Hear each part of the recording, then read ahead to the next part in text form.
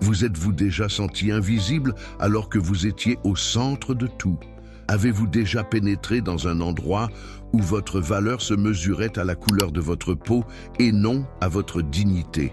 Si oui, cette vidéo est pour vous. Ce que ce couple a vécu dans un restaurant luxueux de Lyon était plus qu'embarrassant. C'était une gifle silencieuse, de celles qui blessent profondément et laissent des cicatrices dans l'âme. Mais personne ne s'attendait à ce qui allait se produire une semaine plus tard. Un retournement de situation qui a réduit tout le monde au silence et qui a rendu justice sans un seul mot. Avant de continuer, laissez-moi vous poser une question.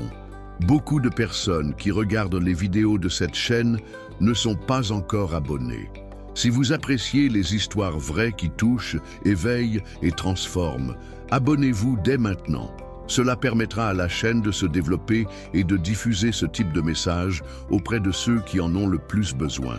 À la fin de cette vidéo, vous comprendrez pourquoi tout ce que nous vivons, même les humiliations, peut servir un but plus noble. Suivez-moi jusqu'à la fin. Il s'appelait Malik et elle, Célia. Il était professeur d'histoire dans un collège public de Villeurbanne, en banlieue lyonnaise. Elle était bibliothécaire dans un centre culturel pour enfants du 6e arrondissement. Ils n'étaient ni riches ni influents, mais ils avaient un sens du monde et une élégance discrète qui attirait naturellement l'attention. Ils avaient le genre de prestance qui ne nécessitait ni vêtements coûteux ni voix forte pour se faire remarquer. C'était un samedi d'automne, sous un ciel gris et doux et un froid mordant qui lui brûlait les doigts. Ils décidèrent d'aller déjeuner dans un restaurant que Célia avait repéré dans un article du Foodiste, une revue gastronomique qu'elle suivait avec une passion quasi religieuse. C'était un restaurant niché dans une vieille ruelle pavée, avec une façade en bois sombre et des rideaux en lin blanc. Il s'appelait la Maison du Lys, le genre d'endroit qui sent bon les secrets. Malik portait un manteau de laine grise hérité de son père, avec des coudières en daim et un bouton manquant à la manche gauche. Célia portait une écharpe bordeaux achetée dans une friperie d'Annecy et des bottes qu'elle avait refaites elle-même avec de la peinture pour cuir. Simple mais impeccable. Ils arrivèrent excités, affamés et curieux, riant à une blague interne sur le vin de leur dernier dîner à la maison lorsqu'ils furent accueillis par un maître d'hôtel qui semblait tout droit sorti d'un film d'époque. Grand, mince, les cheveux soigneusement séparés et une moustache qui semblait dessinée à la main. Le maître d'hôtel leur lança un regard rapide, presque clinique, qui les parcourut tous deux comme s'il évaluait l'authenticité d'une addition suspecte. Sans sourire, sans la moindre cordialité, il les interrompit avant même que Malik puisse dire « Bonjour ». D'une voix basse, pleine d'une fausse politesse, il dit « Malheureusement, nous ne servons que sur réservation aujourd'hui ». Malik regarda à l'intérieur. Il y avait au moins 4 tables libres. Célia regarda aussi instinctivement.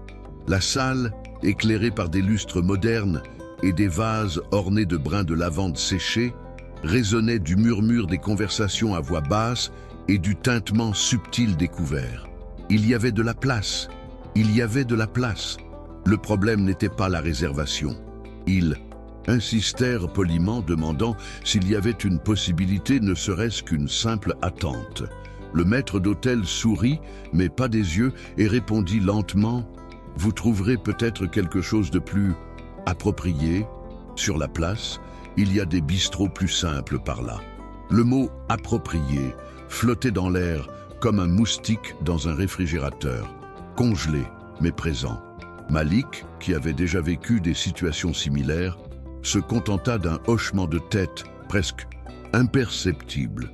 Célia lui saisit le bras de la main gauche. C'était le signal silencieux entre eux qu'il était temps de partir. Ils se retournèrent et partirent sans rien dire. Le bruit de la porte se refermant derrière eux sembla plus fort qu'il n'aurait dû l'être. Dehors, le froid semblait s'être soudainement intensifié, comme si la ville elle-même avait honte de ce qui venait de se passer. Ils marchèrent en silence quelques minutes.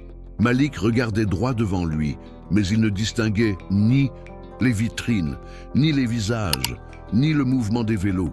Célia recula d'un pas, cherchant à respirer entre sa douleur et sa colère. Elles avaient déjà vécu des choses similaires, des regards dans les hôtels, des surveillances secrètes dans les magasins. Mais là, c'était différent. C'était comme si elles avaient été réduites à néant devant tout le monde, si subtilement et pourtant si ouvertement que cela leur faisait mal au cœur. Ils s'assirent sur un banc, près d'un manège éteint. Des enfants jouaient plus loin, inconscients du nœud qui se formait dans l'estomac de Célia. Malik fixait ses propres chaussures, les lacets à moitié défaits. « C'était du racisme, non ?» demanda-t-elle doucement, comme si elle n'était pas encore sûre que le mot lui convenait. Il ne répondit pas tout de suite. Il prit simplement une grande inspiration et dit « On a beau étudier, bien parler, sourire, il y aura toujours quelqu'un pour penser qu'on n'a pas sa place. » Et à cet instant, la nourriture perdit son goût. Le samedi perdit sa grâce. Mais ce qu'aucun d'eux ne savait, c'est que cette journée ne s'arrêterait pas là. Qu'une semaine plus tard, ils fouleraient le même sol, avec la même politesse, la même élégance, mais avec un objectif que personne n'aurait pu prévoir. Le lundi suivant, la vie reprit son cours habituel, avec la lourdeur d'un jour de semaine.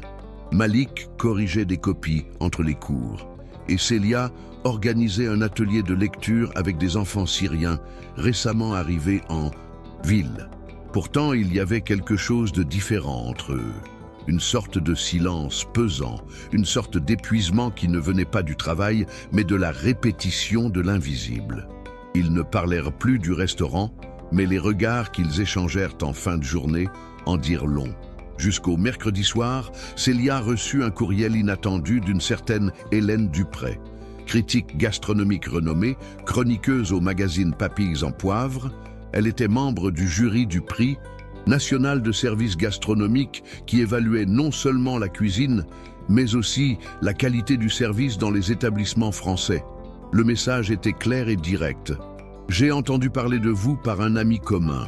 J'ai reçu une invitation inhabituelle, mais j'espère que vous accepterez.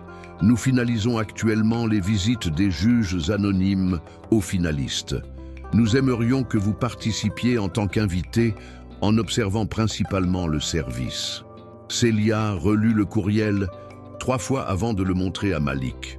Ils échangèrent un regard, un rire qui jaillit d'abord des yeux, puis de la bouche. Ils ne mentionnèrent pas le nom du restaurant et ne firent aucune supposition. Ils acceptèrent simplement. Hélène demanda la discrétion, expliquant que les juges seraient répartis en binômes anonymes et traités comme des clients réguliers. L'évaluation devait se faire en silence, sans révéler leur rôle. Malik répondit par une courte phrase « Avec plaisir ». Le samedi suivant se leva sous le même ciel maussade que le précédent, mais l'air était différent.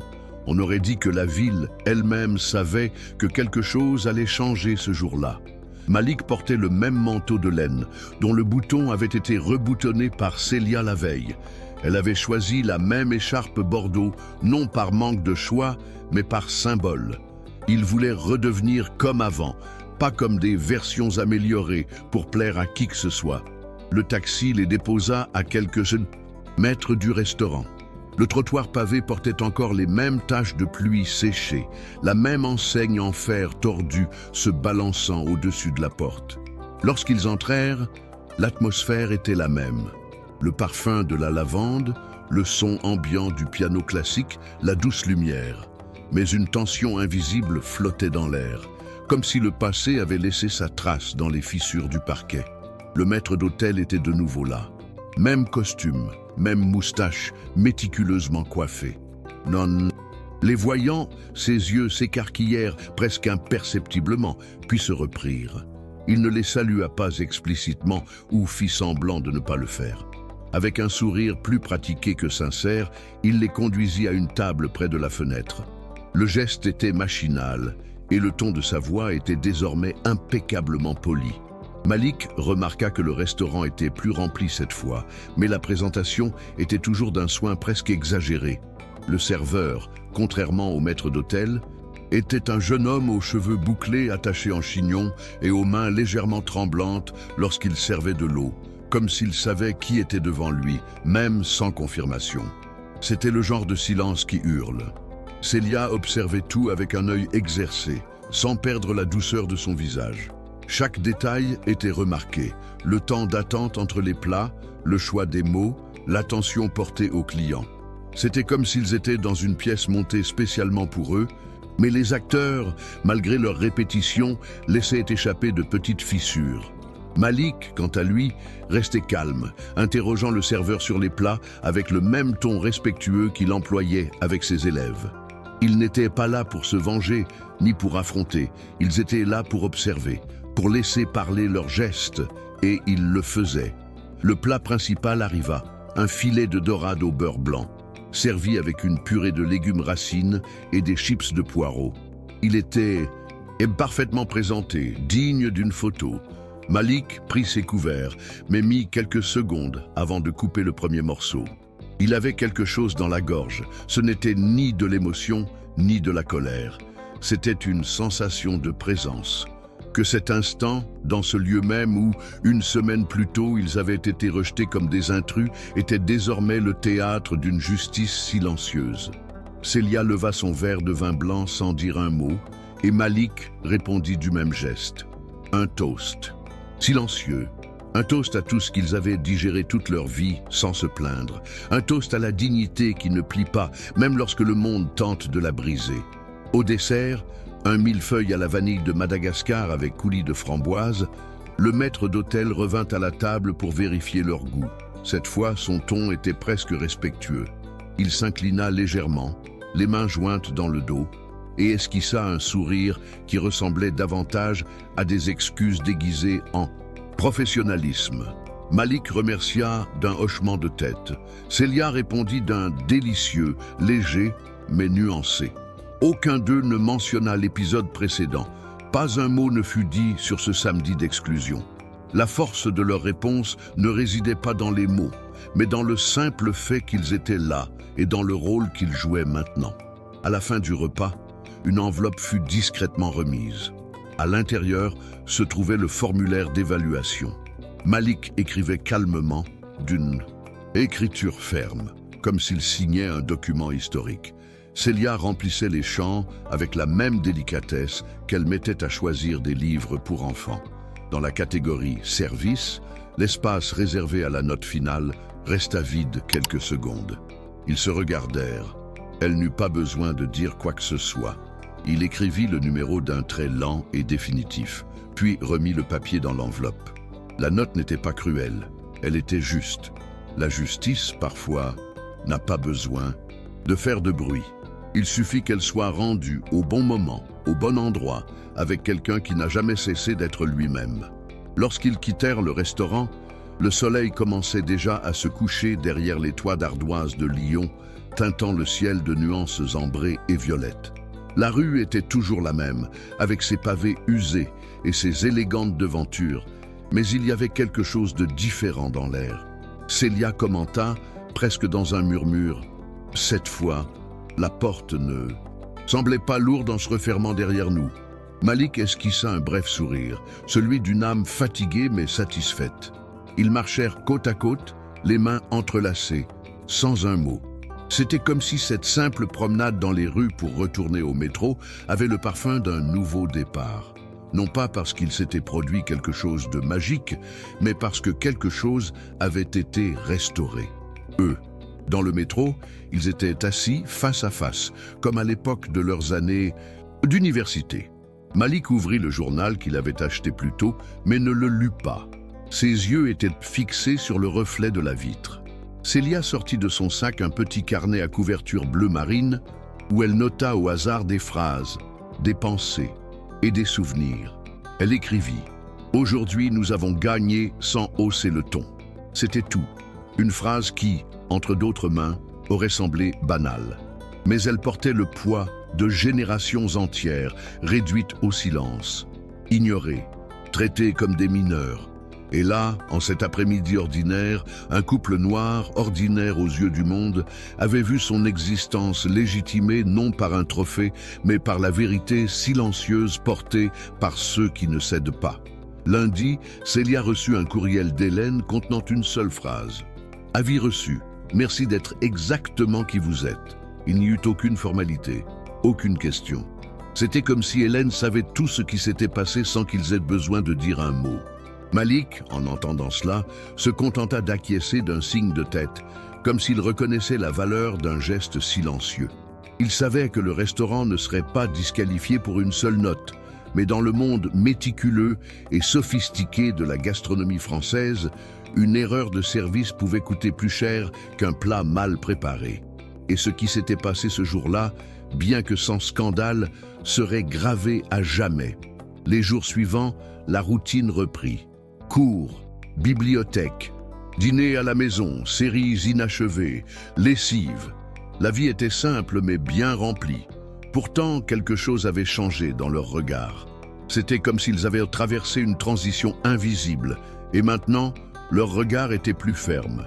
Célia commença à écrire un texte sur les expériences silencieuses du racisme dans la vie quotidienne des Français. Malik organisa un groupe de discussion avec les élèves, apportant des exemples concrets d'exclusion déguisée. Ils ne racontèrent pas à leurs amis ce qu'ils avaient vécu. Ils ne publièrent rien sur les réseaux sociaux. Ils gardèrent cette expérience comme quelqu'un qui garde une lettre importante au fond d'un tiroir, non pas pour la cacher, mais pour la protéger. Le vendredi de la même semaine, une petite note est apparue dans la section « Observation du jury » du site officiel du Prix national de services gastronomiques. Elle ne citait pas de nom. Elle disait simplement « L'un des établissements finalistes a offert un service douteux à certains profils de clients, révélant une incohérence dans les normes d'accueil. L'expérience rapportée a directement influencé l'évaluation finale. » C'était une note neutre pour ceux qui ne connaissaient pas le contexte.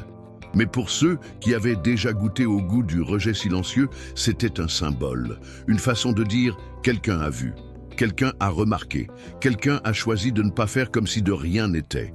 La semaine suivante, Célia passa devant le restaurant en rentrant du travail.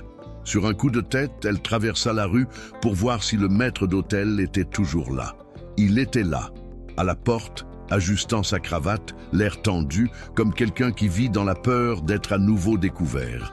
Elle ne s'arrêta pas. Elle ne fit pas un signe de la main. Elle regarda simplement. Et dans ce regard, il y avait quelque chose d'inexplicable, mais de palpable. La certitude que la dignité ne dépend pas de permission. Elle continua son chemin d'un pas ferme, et avant de tourner au coin de la rue, elle sourit intérieurement. Un sourire qui n'a pas besoin d'audience. Ce soir-là, chez lui, Malik était penché sur un article qu'il corrigeait, mais son attention était ailleurs.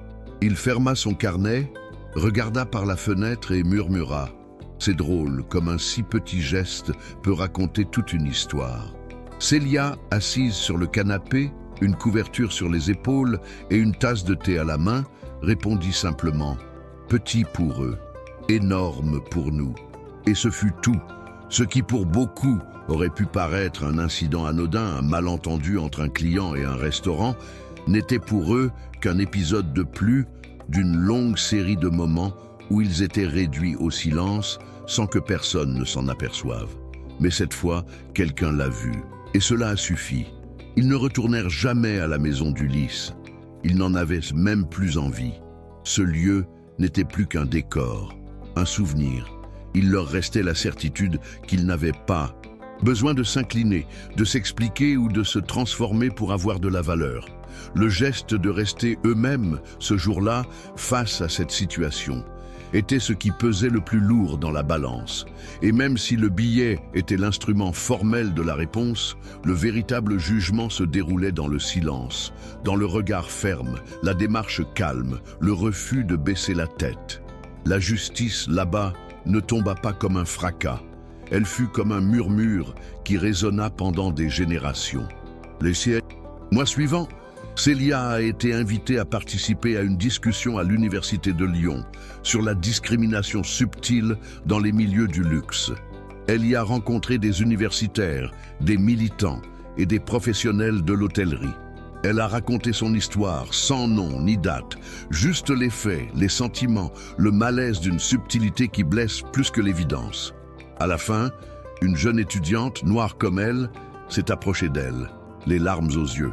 Elle a dit « Je pensais devenir paranoïaque, Maintenant, je sais que ce n'était pas seulement moi. Célia a serré cette jeune fille dans ses bras, comme si elle serrait une version d'elle-même d'il y a des années. Ce geste a été une guérison. Malik, toujours aussi silencieux, continua d'enseigner mais avec des exemples encore plus frappants.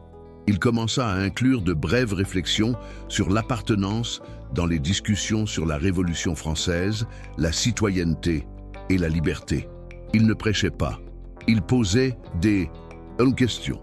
Un de ses étudiants, après un cours, fit ce commentaire. « Professeur, on a parfois l'impression de vivre encore au XVIIIe siècle, n'est-ce pas ?» Malik se contenta de sourire. Il n'avait pas besoin d'ajouter quoi que ce soit. Sa façon de résister était d'éduquer. Et éduquer, pour lui, c'était comme allumer des bougies dans une pièce sombre, une par une, jusqu'à ce que l'obscurité ne puisse plus cacher personne. Un soir de fin d'année, Malik et Célia dînaient à la maison. Riz haut, lentilles, salade de betterave et jus de pomme au gingembre.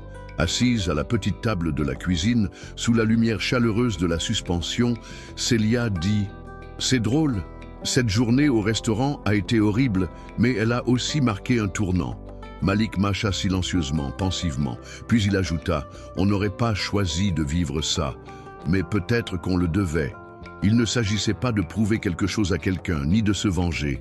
Il s'agissait de redécouvrir sa propre valeur, même face aux tentatives constantes du monde pour la diminuer. Et là, dans cette modeste cuisine, avec l'odeur de l'ail encore présente et le son lointain d'un voisin jouant du saxophone, ils comprirent ce qu'ils avaient fait. Non seulement ils avaient résisté, mais ils s'étaient transformés. Un épisode d'exclusion devint un pont silencieux vers une force qu'ils possédaient déjà, mais que le monde essayait parfois de leur cacher. Il ne s'agissait pas de faire la leçon à qui que ce soit. Il s'agissait de se rappeler, et peut-être aux autres, que la dignité ne dépend pas de la permission, du statut ou de l'approbation. La véritable victoire ne résidait pas dans la note finale, c'était ce qui restait après, la paix. La conscience, et ce calme qui n'arrive que lorsqu'on agit avec sincérité. Certaines histoires n'ont pas besoin d'applaudissements pour avoir un impact. Elles s'ancrent dans le cœur de ceux qui les ont vécues et résonnent dans la vie de ceux qui les découvrent plus tard. Malik et Célia vaquaient à leurs occupations quotidiennes, à leur travail, à leur café du dimanche et à leurs courses au marché du coin. Mais il y avait une différence que personne ne voyait de l'extérieur. Une fermeté silencieuse, une conscience de la valeur qui ne fléchit pas, même face à la courtoisie hypocrite. Ils n'ont pas changé le monde par ce geste, mais ils se sont changés eux-mêmes. Et parfois, c'est précisément ce qui commence à changer le monde. Un pas à la fois, sans tambour ni trompette, mais la tête haute. Pour ceux qui n'ont jamais vécu cela, cela peut paraître exagéré. Mais ceux qui ont ressenti le poids d'être sous-estimés simplement pour avoir existé le savent. Ces moments laissent des traces. Et lorsque la réponse ne se fait pas par des cris, mais avec intégrité, elle devient inoubliable. Le maître d'hôtel ne comprendra peut-être jamais ce qui s'est réellement passé ce deuxième samedi. Mais Malik et Célia le sauront pour toujours. Car ce jour-là, ils n'ont pas seulement été servis, ils ont été vus. Et plus important encore, ils se sont vus. Avec clarté, avec amour et avec la certitude que la dignité ne se mérite pas, elle se porte. Et si cette histoire t'a touché, n'oublie pas de liker la vidéo. Dis-moi en commentaire ce que tu as ressenti. Je lis tout, vraiment. Abonne-toi à la chaîne pour ne pas manquer les prochaines histoires. Et surtout, partage cette vidéo avec quelqu'un qui en a besoin aujourd'hui. Ici, dans Histoire de vie, chaque témoignage est une lumière. Et ensemble, nous formons les gardiens de l'histoire. À très bientôt pour une nouvelle histoire.